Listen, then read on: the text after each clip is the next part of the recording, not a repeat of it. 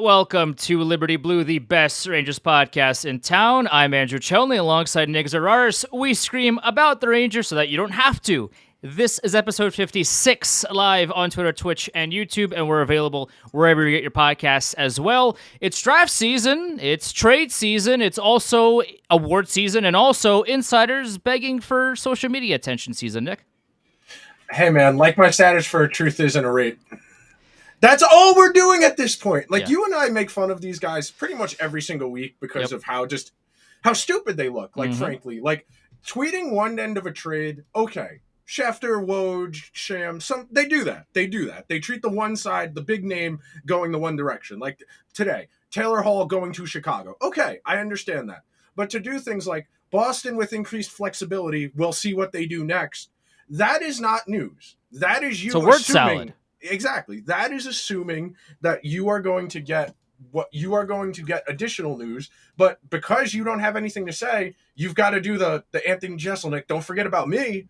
I'm important too. Right. I know there's something important going on. There's news happening right now, but don't forget about me. I matter too. That's all we're doing here during this weird flux period between the end of the season and the opening of free agency. Don't forget about me. I'm Elliot Friedman. Don't forget about me. I'm Darren Dreger. Don't forget about me. I'm Frank Saravelli. And it's just, it doesn't help anybody. No. That's the biggest reason we harp on this is the entire point of our show here is to give you guys actionable information. So like when the Rangers are emailing you like, hey, do you want to buy season tickets? And you're like, well, the team doesn't seem to be making great decisions. Maybe I will say another season down the road if a plan starts to come together more easily. But for now, I don't think that makes sense based on where the team is going and what they're asking for me to pay. That's ultimately the job of people who are doing sports media content is to try and make you smarter so you don't waste your money and your time. Because sports are just a time and money sink. There is no happiness here. The point of watching sports is not to be happy. It is to be sad with other people.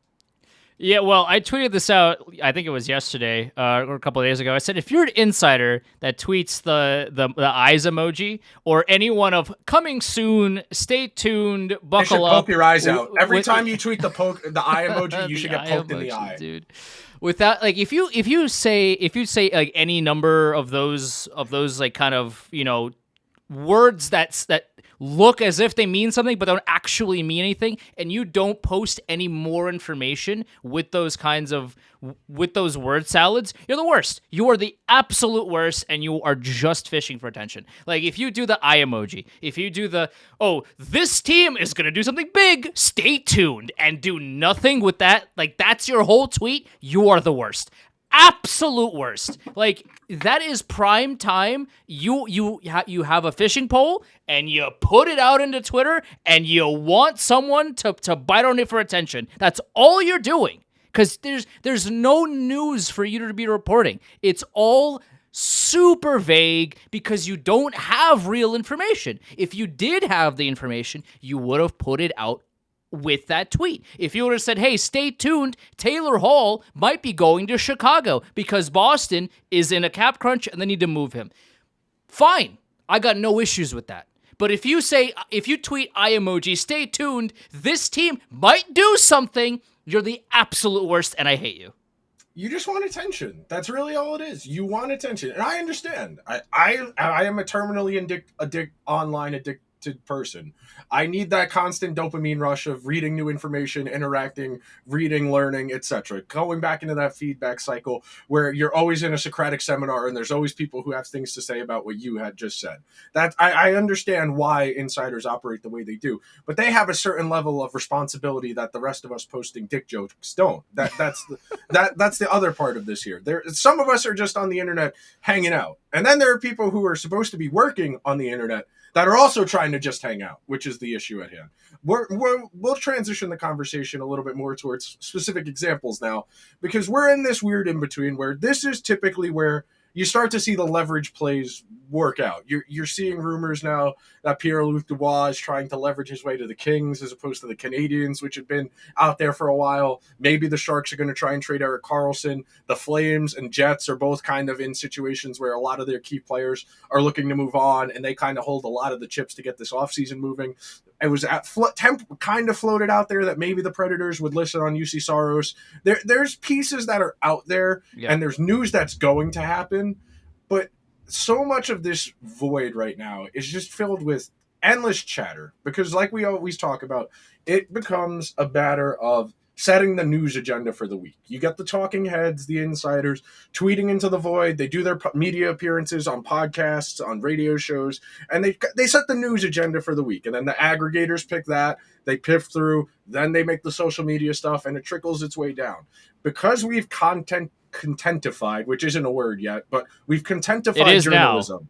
We've contentified journalism to the point where if these guys don't feel like they're putting out tweets every couple hours to keep the news cycle moving, that they're going to get left behind. That, if I don't do this, the other person is. So that's why we get this feedback cycle, and why you get nonsensical ideas like the Rangers trading for Tyler Toffoli or for Blake Wheeler. It's just, we need to say something, otherwise someone else will. It's a need to keep up with the Joneses. I quote tweeted this yesterday. The worst, one of the worst examples of this, and I mean, everybody, like, in all sports this happens, but the NHL is the most egregious at this by far. Dave Pagnotta yesterday was like, and I'm reading this verbatim, you can go to his Twitter account and you can find this tweet. He says, and I quote, "Florida seems to be exploring the market for their mobile defenseman. Seems like they'll look at UFA crop if something isn't out there via trade." To which I quote tweeted and said, "Yeah, David, those are the two options. Like, what else are they going to do? They don't have a first-round pick. They can't draft one, so yeah, it has to be free. I mean, I guess, but like, they probably won't be playing this season right now. Correct. So, okay, David, like, what other option? Are they going to find one off the street? What else are they going to do, David? Let me know." It's like these word salads are so rampant throughout the NHL. Yes, of course, they happen in all sports. Like, you see this in other publications as well. But NHL insiders put these word salads out every day. Every day. That was like, what, 80 characters, 90 characters of nothing. That was nothing.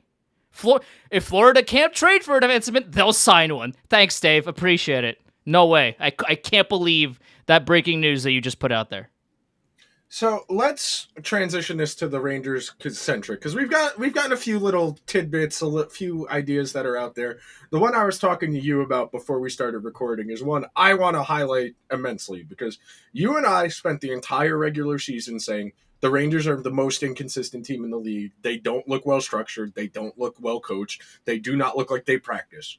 Lo and behold, we are confirmed. Our assumptions were confirmed.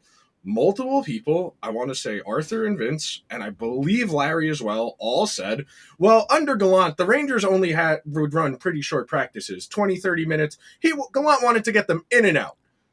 You couldn't tell by just watching the team that they did not practice well, because they always looked disjointed and clunky. And it shows just how facetious all of the coach media interaction is during the course of a regular season.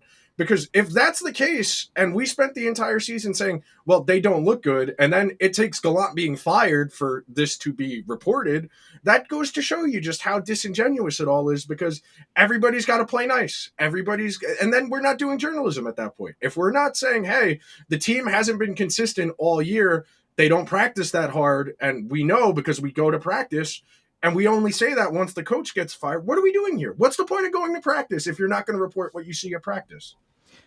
It's all part of the NHL's structure, and this is the way that they want the league to operate. Whereas in other leagues, again, I bring up that I work in NBA media, and the duality of man between the NBA and the NHL and how insiders and reporters do their jobs is so vastly different. Because in the NBA, none of this happens. Yeah, you get a lot of you get softball questions to coaches and all these and players and whatever. But if there's a problem with practice, 8 people are tweeting about it. We get grainy cell phone video of people getting punched at practice. That's right. Like, that got leaked. These things don't stay private for long. The NHL wants everything private, and they want only the things that they want out leaked. They want only specific things public. That's why the insiders, granted, now they get they got like beaten by Nashville's Twitter account with the Ryan Johansson trade again.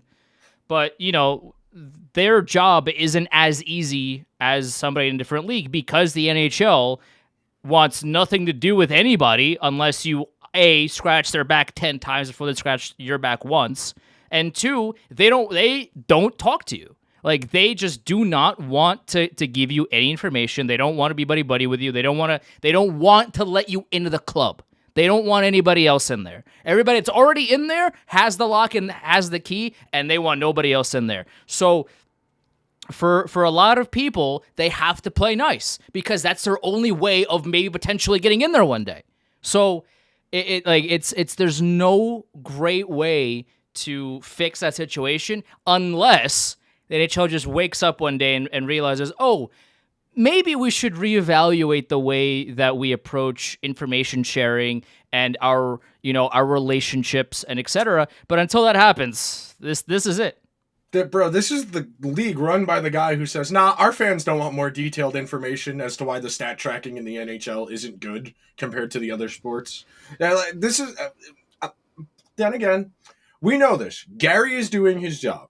He is the punching bag for the owners, so the owners never get any real heat. It's what they did last week with the what's it called? The warm-up jersey stuff last week that the NHL announced that they're not doing it for any event. So Gary will fall on the sword. He'll be the jackass, and all the owners don't get any questions because no NHL owner ever speaks to the media ever. So Gary falls on the sword. Everybody gets mad for a week, and then we move on. And then when you get to these designated nights that don't have the warm-up jerseys anymore, then you'll have conversations about it again, but no real progress will be made. Okay, real quick, Blake Wheeler, no, absolutely not. Absolutely not. Been on a steep decline for the better part of 4 seasons.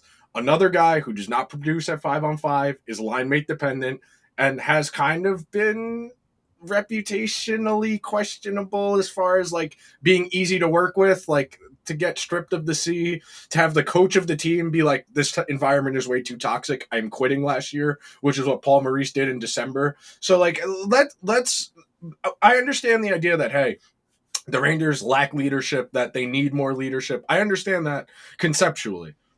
You could have picked a different captain. You need leaders to fill those roles, which Blake Wheeler clearly is not, considering he used to be one, and the team was like, you're not.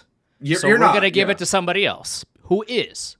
The only way Blake Wheeler works for me is if it's one of the over 35 contracts and it's really expensive. I'm not trading anything for him. Yep. If the Jets buy him out, okay, we can have a different conversation. Mm-hmm. But I'm not giving up any assets for a guy who, unless the Jets retain salary. I mean, maybe you can make something work where you're sending Gaudreau out, but you still got to make another trade to make that work. I think Wheeler only makes sense as a buyout guy because he's 36 and on the decline, definitely. If the Rangers want to bring Blake Wheeler in off of a fresh buyout, off of like a 1-year, $1 million prove it deal, we can have that conversation. But if it's via a trade app, now with a 10-foot pole, if it's anything above, I'd be fine up to 3. 1 year, $3 million. That's 3. Fine.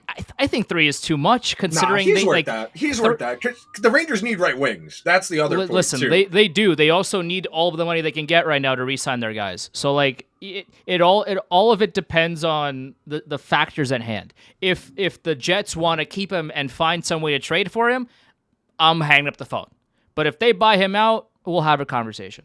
Yeah, because he's making $8.25 for next year. So even if they retained half, that'd be 4.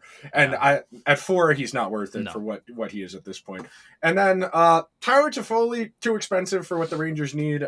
He's an okay player, but if you complain, if the people who complain about Kakko and Lafreniere skating very clearly don't watch Tyler Toffoli play, because he skates like a Scooby-Doo character runs, where his legs churn several times before his legs start moving. That Tyler Toffoli's a really good shooter, a volume shooter, had the best year of his career this year on a Flames team, where he was the only guy who was ever willing to shoot the puck. So from that perspective, I understand why some Ranger fans would be interested in Tyler Toffoli, but he does not drive offense on his own. He is a really poor skater, and frankly, this is a team that needs to get faster, not slower.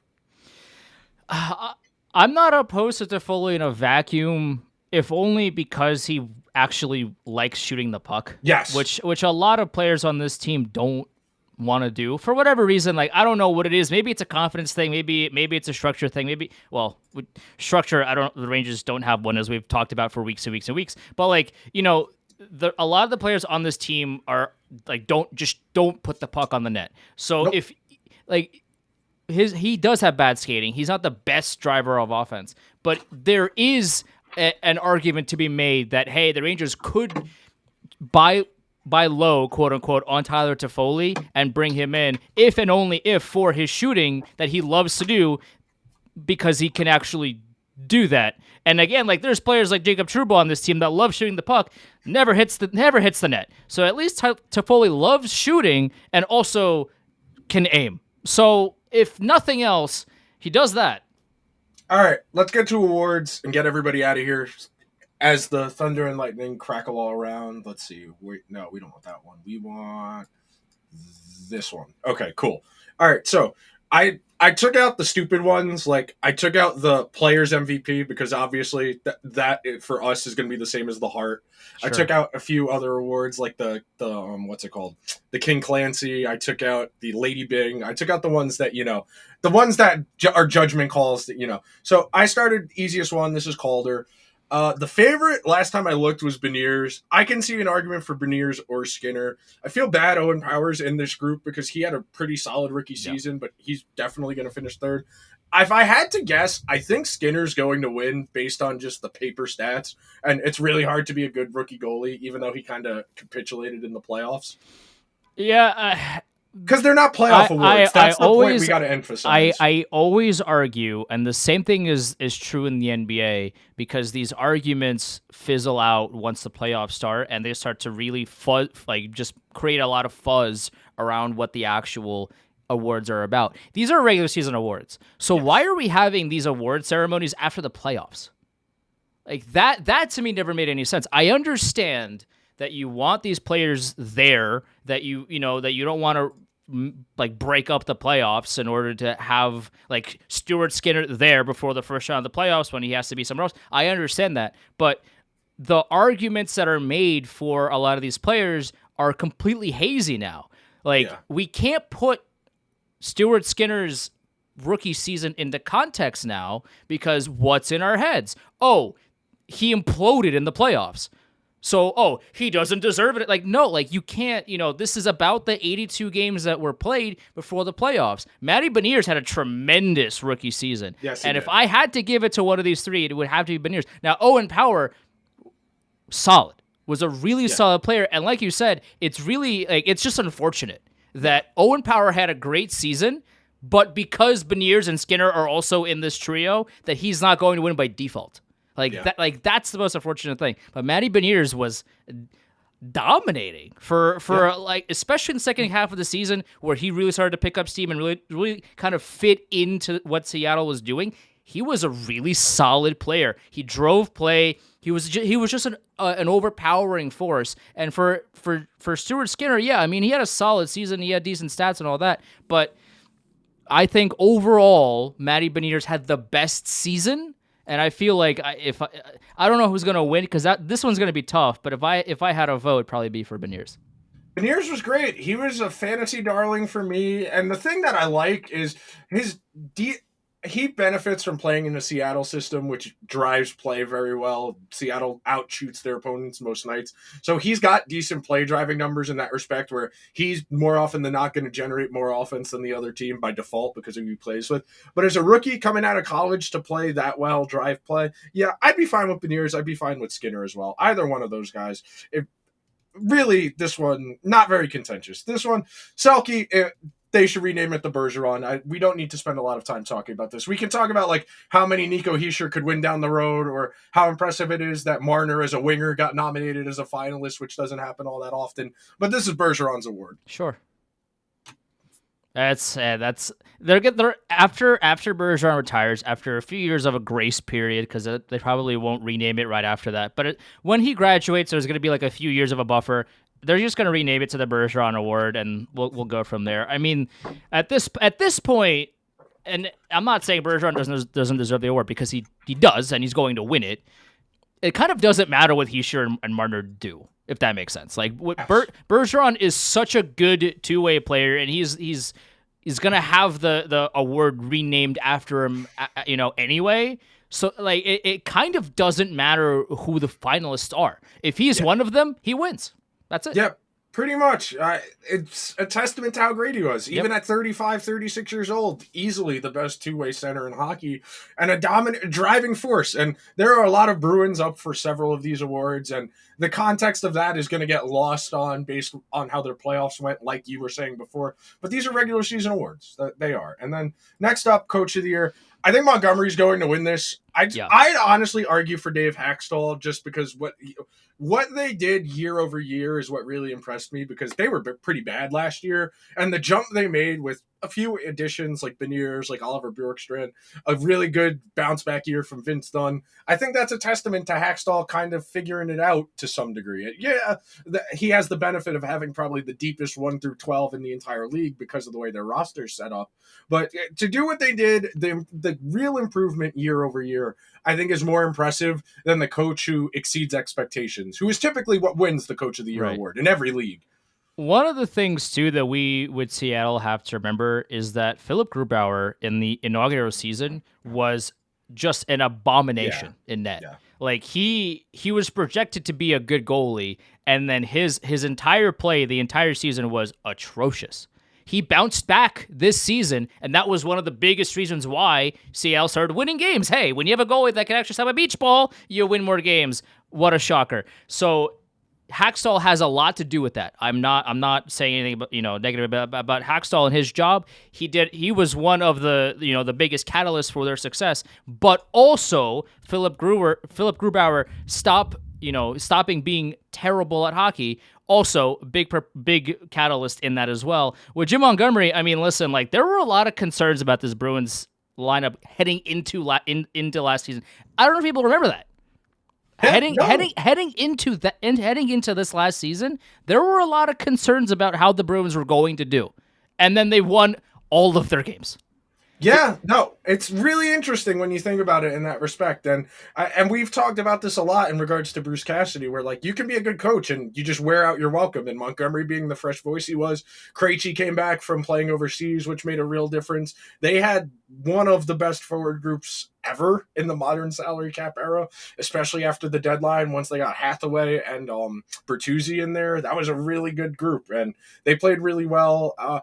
I think Montgomery is going to win because typically the coach who exceeds the expectations the most wins. And usually that's the, whose goalie was better than expected award, which typically is how this award goes. And Lindy Ruff, I have a lot of Devil fan friends. They won in spite of him as opposed to because of him.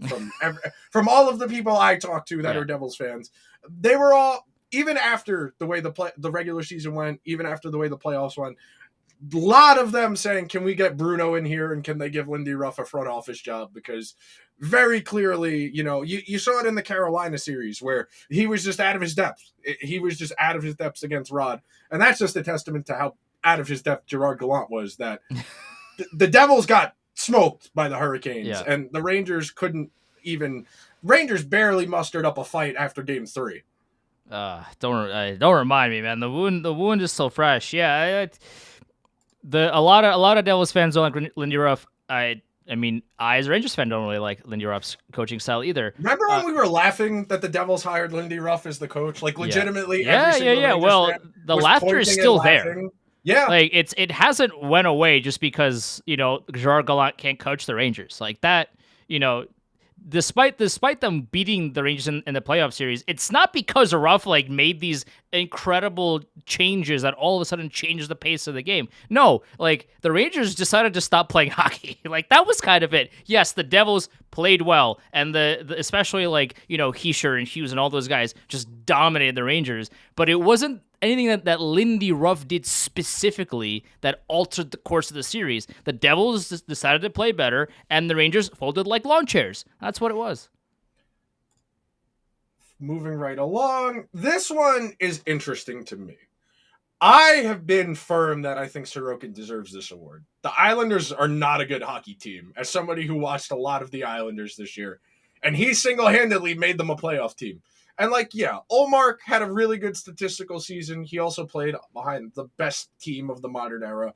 And Connor Hellebuck, good season. He's had better ones, frankly, to me. I think if you're going to give Hellebuck the award for this year, I think you could argue he probably should have won it 2 years ago as well. He's a good goalie, don't get me wrong. But I think what Sorokin does is just so much better. And the argument for me is rooted in this.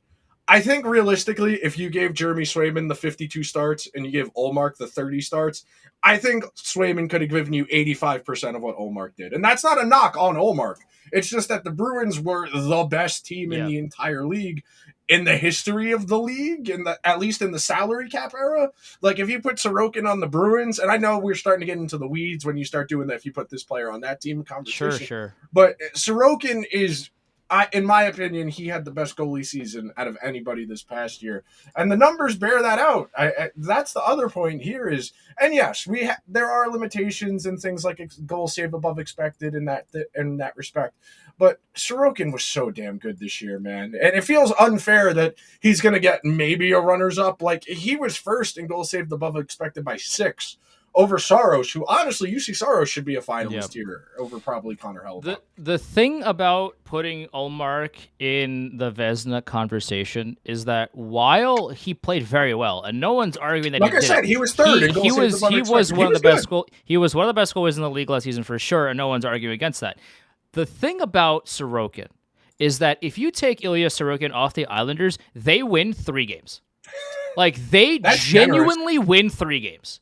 If you take Linus Ullmark off the Bruins, they still make the playoffs. Yeah. And like, that to me is the biggest driver of who should win the Vezina Trophy. It's, stats are important, et cetera, but which goalie essentially drove the team to success? With Linus Ullmark, he played extremely well, and he deserves to be, a runner-up if that's your benchmark. But at the end of the day, if you take Linus Ullmark off the team, the Bruins still make the playoffs. Connor Hellebuck had a great season, but ultimately he had better ones, and he was a solid goaltender. But without Sorokin, the Islanders literally win 3 games. They could not do anything without their goaltender. And Varlamov played admirably well in spurts throughout the course of the season, but Ilya Sorokin is their MVP by a million miles. The only reason the Islanders were even remotely near the playoff conversation for much of the season, and he played so well pretty much every time he was in net that, again, if you take him off the team, the Islanders are fighting for Bedard in November. So to me, it's gonna be like, I would give it to Sorokin, but knowing the media, it's probably gonna be Ullmark. So the stat I'll leave you with is Sorokin played in 62 games this year, and he had 51 goals saved above expected in 62 games. So that's like 0.8 goals saved above expected per game. That is an unreal season. That you're basically stealing almost a goal a game every single time you go out there. That is otherworldly good. It feels unfair. He's not going to win this award because of the team he plays on, but like you said, if I had a vote easily, I'd be giving it to Sorokin. And then moving right along, this one we won't spend a lot of time on because, frankly, we know Erik Karlsson's winning this award from every straw poll, every bit of common conjecture. First defenseman to break 100 points since the early 90s. I get it from that perspective. But the language of the award is best all-around defenseman. Erik Karlsson is not a great all-around defenseman. Amazing offensive player. We're not arguing that. Offense is inherently more valuable than defense because you can't win 0-0. I understand that. But at some level, if you are getting carte blanche, free reign to do whatever you want as a player, and you're putting up these gaudy counting stats, which he did. 100 points as a defenseman is really impressive. Yossi came close last year. He hit 96, 97, something like that. But to do it on this team that won all of, I want to say the Sharks won like 25 games this year. That tells you how little it mattered. Like, it's great. Yeah. He put together those statistics. It didn't really matter because the team was awful. We talked about this before the show started, that people are going to give it to Karlsson because they looked at his stat sheet, not because they actually watched him play hockey. Like, the way I'll describe Erik Karlsson is he's a forward that stands on the blue line as opposed to an actual defenseman because he doesn't defend. So giving if you want to give the top scoring defenseman a trophy, give him a new trophy. Make a new trophy and make it the Karlsson trophy. Make it the whoever you want trophy. And make that trophy all about which defenseman scores the most points, if you want to do that. But the Norris Trophy should be about the best overall defenseman in the NHL. As great as Erik Karlsson is offensively, my man's cannot guard a lawn chair. He can't defend anything. Like if you give like a 6-year-old some skates, a stick, and a puck, and say, "Hey, go beat Erik Karlsson," he probably can. Like he can't defend. All right, let's relax. Let's relax a little bit. You're getting a little disrespectful. I'm exaggerating a little bit, but and I mean into the Stephen A. Smith. Listen. I mean no disrespect, but it's just like you comparatively to Fox and Makar, Erik Karlsson is a very poor defender. So. Yeah. Cale Makar put up the numbers. Also, he's much better defensively, and we all know how tremendous and fantastic Adam Fox is. So we know that Erik Karlsson is going to win the award, but it's just disingenuous because he's not the best overall defenseman, all-around defenseman in the league this year. And a lot of the writers and everybody who's voting on this award watched 3-4 games of the San Jose Sharks, looked at his stats, and said, "Oh, he got 100 points. He's a Norris winner." As opposed to, all the other aspects that make a defenseman a defenseman. The language of the award is best all-around defenseman. That is not Erik Karlsson. By definition, it is not. When you are on the ice for that many goals against, and you still you recorded 100 points, and you still finished with a negative goal differential. And yes, plus minus has its flaws. We do not use plus minus by trade, but to put up 100 points and still be that negative, that tells you that something here isn't adding up, and it is the defense. So we've got 2 awards left to get in here. GM of the year I saved towards the end because I think this is an interesting conversation we can kind of have where do you commend guys for more just having a plan and executing it, or for guys being kind of ballsy and like taking risks? Because I kind of feel like Bill Zito is going to win this award based on the Matthew Tkachuk trade. But I think there's a better argument that Jim Nill probably did a better job with the Stars, or even Don Sweeney with the Bruins. Like Sweeney getting Montgomery in there, the trades they made at the deadline.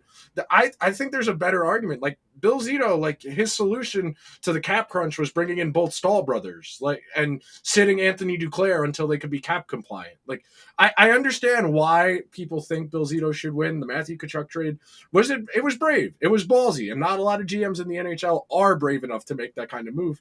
But I think what Jim Nill did was a lot more impressive. And yeah, that includes Jim Nill giving Ryan Suter that awful contract and forcing Ryan Suter into the team. That's a real knock against him. Yeah.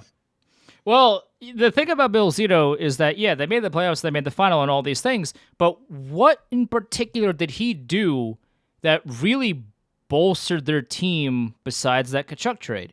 He continued to play the Stahl brothers, even though they can't play hockey to save their lives at this point of their careers. Like they had prominent roles on this team despite being really bad at their jobs at this stage of their careers, and Bill Zito doing nothing to replace that. Like Bobrovsky went on a 6-week heater and they made the final. That's essentially what drove them to the finals. And Matthew Tkachuk. That's it. So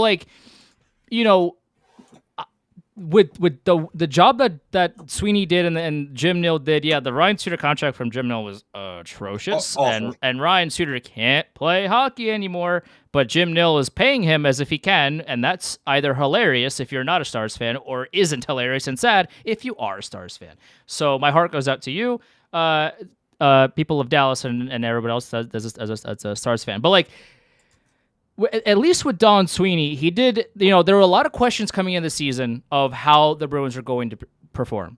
And Don Sweeney, to his credit, he brought Jim Montgomery in. He made a lot of good decisions at the deadline, and he didn't really, get rid of anybody that was an important part of that roster. So you don't win 65 games or however many. It might as well have been all 82 for that matter. If your general manager doesn't make the right decisions. Now, a lot of it is down to luck because the NHL is a luck-based sport.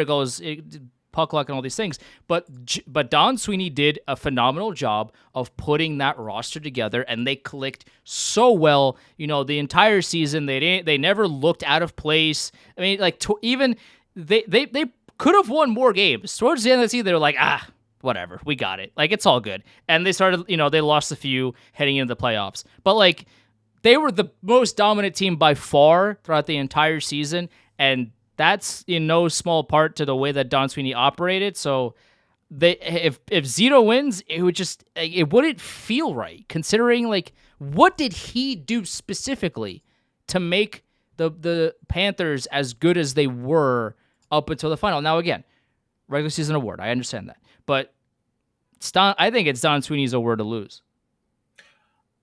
This one is curious. This one is one of the few tonight that we don't know who's actually going to win ahead of time. That's what makes it interesting, because most of these, we got a pretty good idea. And obviously, we know who's winning this one too, and we'll take all of 30 seconds to address Connor McDavid. But yeah, special talent, easily the best hockey player on the planet. Anybody who's disingenuously trying to argue Nathan MacKinnon last year or Matthew Tkachuk this year, I get it. Tkachuk was great in the playoffs. Connor McDavid is one of one, an alien. We have seen guys like Matthew Tkachuk before. There are really good, annoying power forwards who can generate 100-point seasons.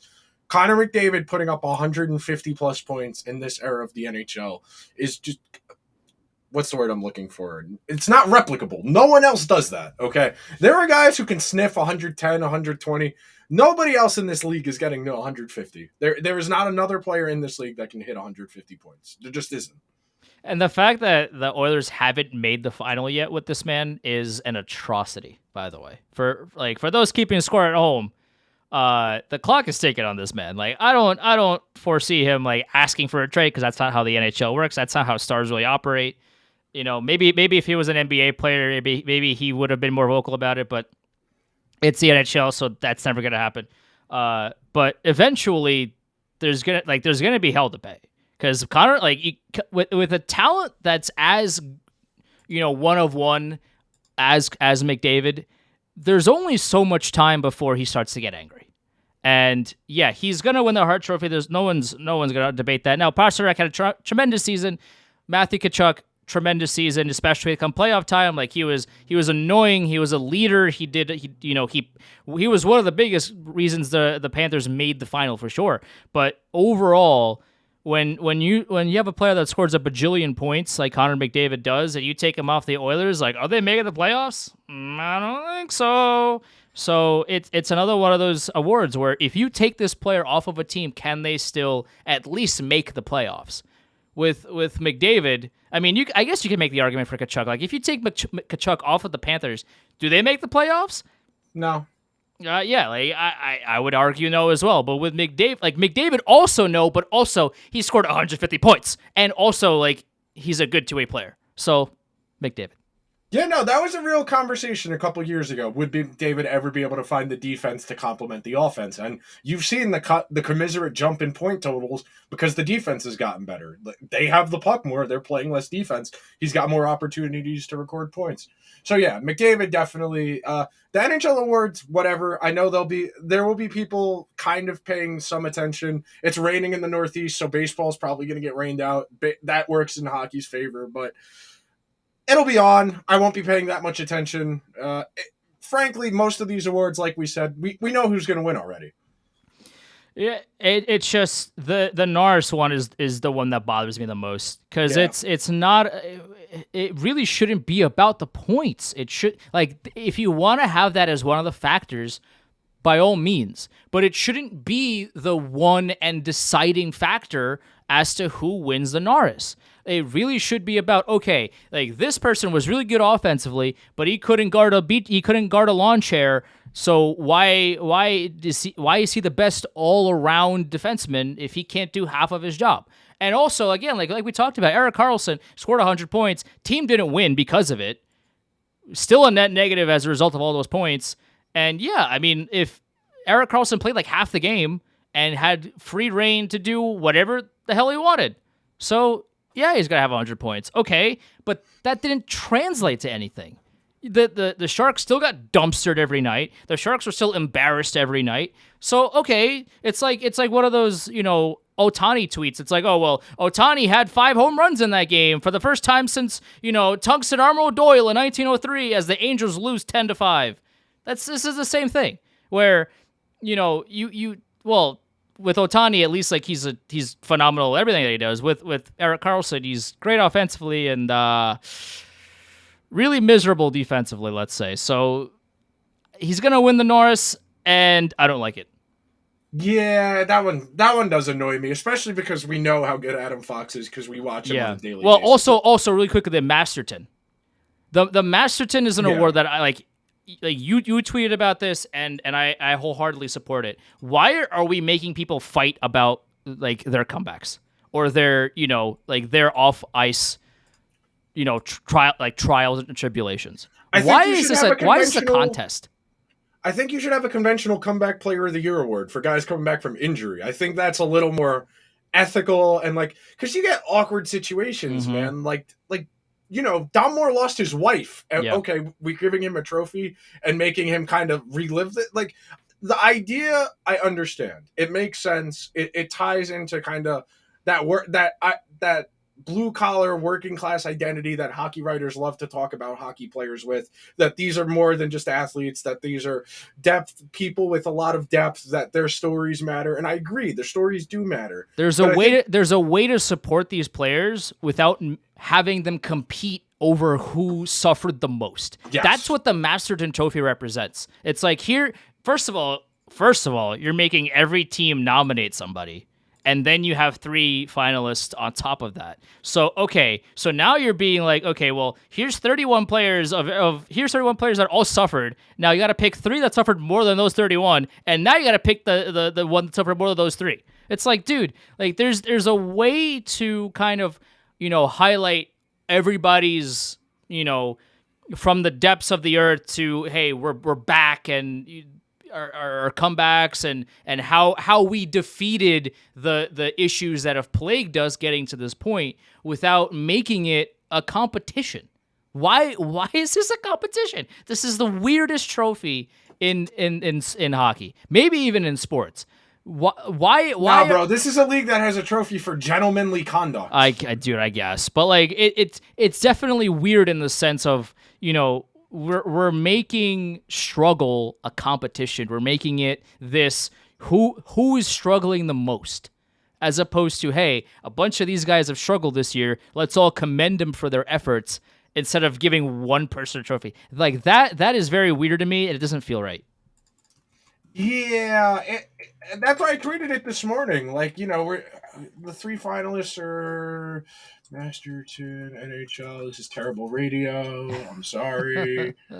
That's winners, not nominees. I think whoever it is, like it just doesn't feel right. No matter who wins, it doesn't. It's Clayton Keller, Chris Letang, and Alex Stalock. Yeah, like Letang had a stroke and had his dad die. Like, are we really going to say that's, and he had a great season in the 58, 60 games he played. And we're comparing that to Clayton Keller coming back from injury. And I think, Alex Stalock, he lost maybe like 2 seasons worth because of long COVID and like all these things. And like he came back. It's like, why are we making Alex Stalock fight Chris Letang for this award instead of just honoring both of them individually? Yeah. And Clayton Keller to that extent. Like, why? It feels slimy. Just like we're making this a competition as opposed to, hey, like these are the guys that really deserve honor and recognition for what they did to come back in the sport that they love and that they've trained their entire lives for and given their lives towards. Why not just do that? It's a lot easier. Yeah. You give 3 guys, you just have them be winners. You don't have to have nominees or whatever. Right. If you want to have every team in the league nominate somebody, like there are years where guys win the award just for being old.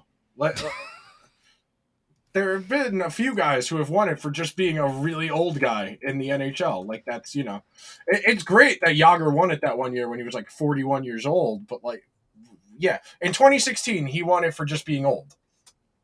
It's such a strange award. And then we're comparing that to, like, Carey Price coming back from major injuries, Right. Oscar Lindblom coming back from cancer, Bobby Ryan coming back from rehab, Robin Lehner coming back from rehab, Brian Boyle, who had cancer. Oh, yeah, and Jaromir Jagr won it for being old. Very strange award. They really just got to reconfigure that. Like, if you want to make it the Bill Masterton Award, if you want to keep it the way that it is, and then just have the finalists be co-winners, yeah, that's fine. That makes it so much easier than having to make this a whole struggle battle. It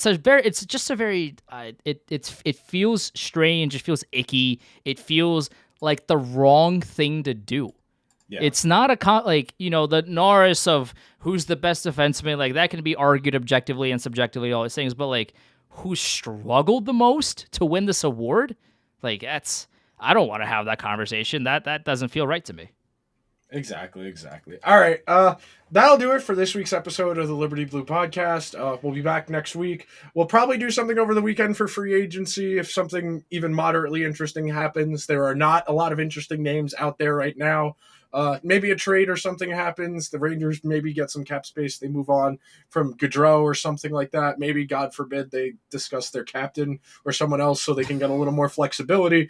But until then, we'll see you guys. Make sure you're subscribed. They're available on all the major podcasting platforms. Follow along on social at Nick Zararis, at Chelny Andrew. We'll see you guys on the timeline. Please don't do anything stupid, Chris Drury. I beg. Christopher, listen, please. Trade Gaudreau, and then also trade Jacob Trouba. But that's what that's. I'm just a GM in NHL 23. What do I know? Later.